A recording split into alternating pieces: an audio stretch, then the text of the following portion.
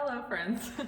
Eucharist folks, my name is Claire. I am the chair of our elders board and thought that we would come into the building because it's been a long time since most of us have been here and tell you a little bit about the windows situation. I know that we have two fundraisers kind of going on at the same time. We've been talking a lot about the refugee sponsorship as is necessary, and certainly when we really want to prioritize so that we can help people find safe refuge here in Canada.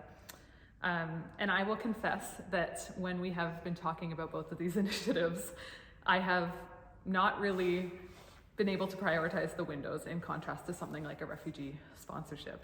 And so in conversation and learning a little bit more about the value behind what we're trying to do with the backhaul, that's been a little bit humbling for me and has helped me understand how something seemingly material like windows and like renovating the building can still be important in terms of our mission at Eucharist and in terms of what we can offer to our community and to our neighbors beyond our community. And so I thought that I would share a little bit of that with you in terms of the why, in terms of the importance of this, and also invite you in to see for yourself a bit of the situation, which is of course that the windows are broken and are boarded up, and in some cases there's substantial water damage coming into the building, which we can show you.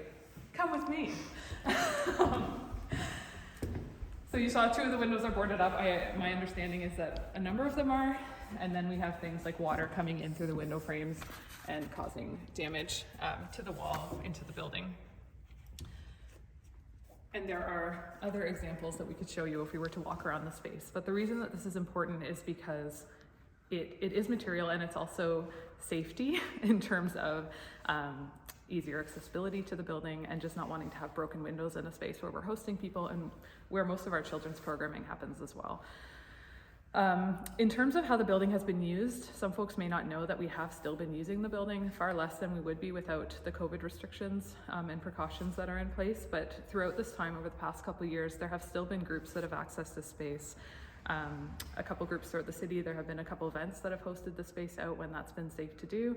And we've even done things like partnering with groups like HESN when the Beamer encampment eviction was happening. We were able to open the building and offer a warm space, a bathroom to folks who are involved in that. And it's a partnership opportunity that we hope to keep doing. But in so doing, want the space not only to be safe, obviously that is the priority, but also to be sustainable so that we can have the building in a condition that we can keep using, especially once we hopefully soon return to being embodied in the space again. So we thought that it could be helpful while still validating that if you are like I was and still sometimes am feeling like why are windows or why is the building or any kind of renovation a priority right now when there's so many other important things going on.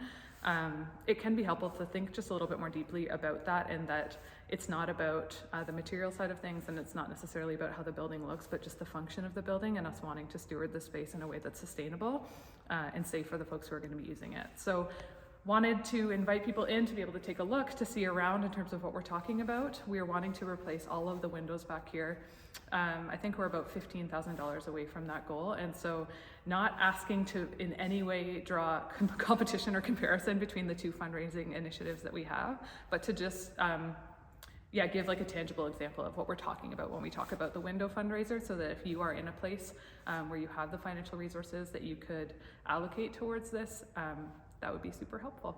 And if that's God's will, it'll get done. And we hope that this might help people kind of have an idea in mind of what we're talking about when we talk about that fundraiser.